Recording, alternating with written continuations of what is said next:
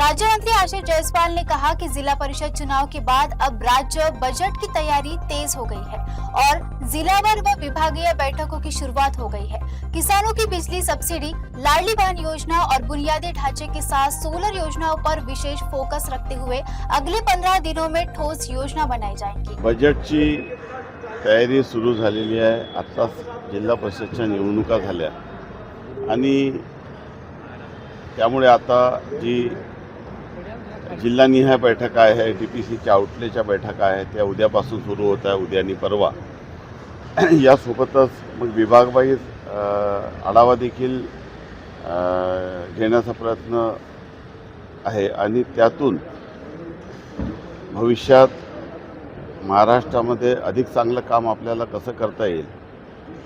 आता स्वतः माननीय मुख्यमंत्री यांच्याकडे वित्त व नियोजन विभाग असल्याने महाराष्ट्राच्या सर्व आर्थिक परिस्थितीचा आढावा घेऊन भविष्यात प्राधान्य क्षेत्रामध्ये कुठले कामं घ्यावे, अपूर्ण प्रकल्प कशा पद्धतीने पूर्ण करावे, भांडवली गुंतवणूक जास्तीत जास्त कशी करावी आणि महाराष्ट्राला अधिक गतिमान करण्यासाठी जे संकल्प केलेला आहे विजन 2047, या सर्व दृष्टिकोनाचा विचार करून आता पुढील 15-20 दिवसात या संदर्भामध्ये नियोजन आणि कारवाई होणार।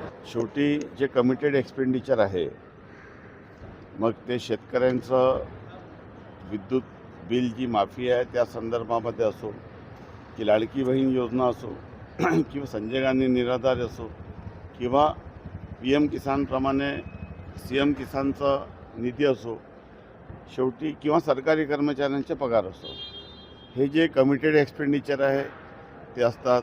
एका बाजूने जे कर्ज राज्यांनी घेतलेले आहे त्या कर्जावरील जे परतफेड करण्यासाठी जे व्याज आणि जी रक्कम असते ती असतेच आणि सोबतच एकंदरीत राज्याच्या एकूण साधनसंपत्तीचा योग्य उपयोग करून जे पायाभूत सुविधा निर्माण करायचं आहे, जे इन्फ्रास्ट्रक्चर निर्माण केल्याशिवाय देखील जे गुंतवणुकीसाठी जी काही सबसिडी आपल्याला द्यायची आहे ती सर्व द्यायची असते।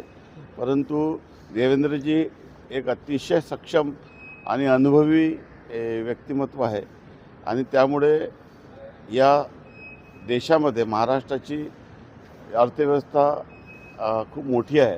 त्यामुळे या सर्व त्यांच्या अनुभवातून एक योग्य दिशा आणि महाराष्ट्राला गतिमान करण्याच्या दृष्टीने निश्चितच जो चित्र आहे तो आपल्याला दिसतो।